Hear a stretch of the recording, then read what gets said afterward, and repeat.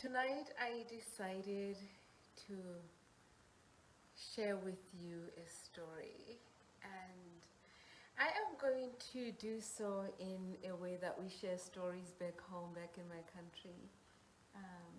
So just making sure that my headband is not getting in the way of things. The way that the Basotho tell a story is that it just unravels. There is no specific format, and if you're used to the English storytelling, you might find this a little bit confusing, but just bear with me.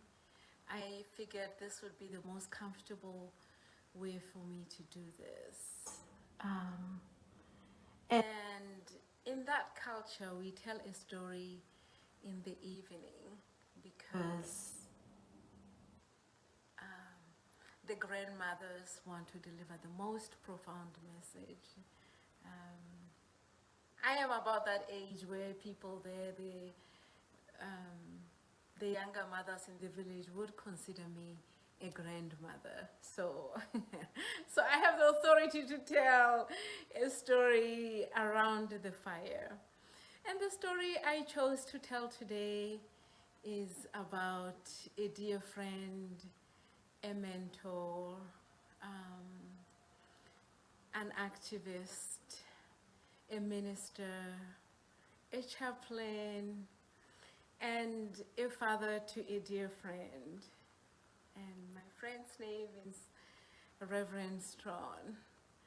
I'm going to share with you some things about Reverend Straughn, and you just decide what you want to do with the information. In the end, I will share some profound messages that I think are important to me and to the community as well. I met Reverend Straughn through Summer Smith and Joanna Straughn. We did activist work together at the time. Any work relating to the oppression of the marginalized peoples, anything that we can think of. So those were the platforms where Joanna and I met, and that's how I met Joanna's father. Reverend Straughn went to school in different parts of the world. He went to a university in Germany where he studied, I believe it's history of ideas. He went to Harvard. He studied theology. He went to Abilene College. I believe he also studied theology there, if my mind serves me right.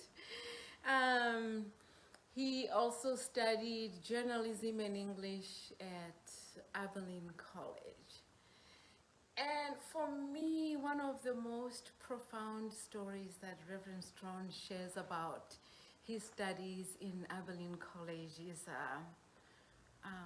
I believe that was when he was in Abilene College. He talks about his job as a journalist, and he had put together this story that exposed the oppression and corruption, really just putting out the marginalization of the Black people there.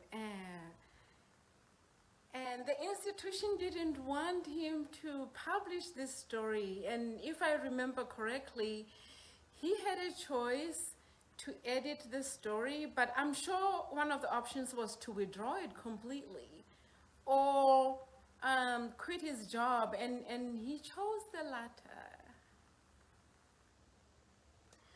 Reverend Straughn has been involved in the local community at the Unitarian Church by the University of Utah. He was one of the champions of the anti-racist committee, whose primary functions was to try and address the marginalization of the people of color and people who are different in the congregation at the UU, the local group where he was attending. And if I understood correctly, what he was trying to do, what the entire team was trying to do, is to look at ourselves and say, how are we contributing to the problem of racism? How are we contributing to the problem of white privilege? And I must emphasize, when you read Reverend Straughn's posts online, or if you read from one of his books, this one, he doesn't hide that he had problems with white privilege. I recall one particular story where he says he wondered why it is that his colored members of the communities could not attend the schools where he went. And with this, he was noticing that, he had more privilege than they did. I'll move on to a different experience, which happened on Facebook. I was visiting Harvard, and I posted this occasion on my Facebook wall. And one white male congregant responded to my post and said, I don't know how you can afford to travel there. And I said, what do you mean? And he said, well, I thought you and I were in the same economic bracket. And as that conversation unraveled, it became apparent that this individual was saying that I couldn't afford to travel there because I was too poor to travel there. And I asked him if he was stereotyping me. I said, did you just pigeonhole me? What is going on here? And I remember Reverend Straughn joined that conversation and said, you better check in your privilege, your white privilege at the door. And I also remember very vividly that he didn't invite this individual to check out his privilege. And that for me was a very profound message. And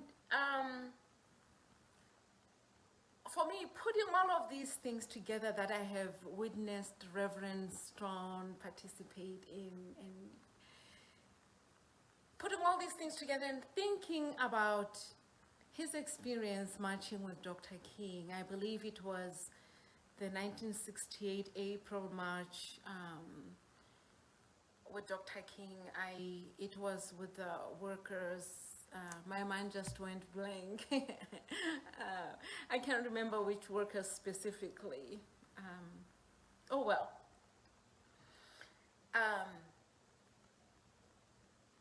Reverend Straughn talks about his participation in the march with Dr. King. And looking at what he's been doing in the community, I'm noticing, as a Black woman and a migrant, I'm noticing that Reverend Straughn didn't stop at that march. He's continued to fight for the marginalized. And what could be more important? What could be more meaningful? Dr. King is gone, but his place continues to be filled by people who are working to fight oppression and racism. And thank you so much, Reverend Straughn, for using your power to speak for people like me.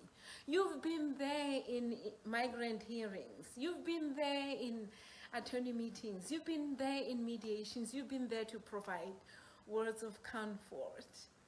And I just wanted to close this story and a celebration of your birthday with a song that I believe you might have heard in the chorus of, I should say the choruses of the songs at the march. Amazing grace, how sweet the sound that saved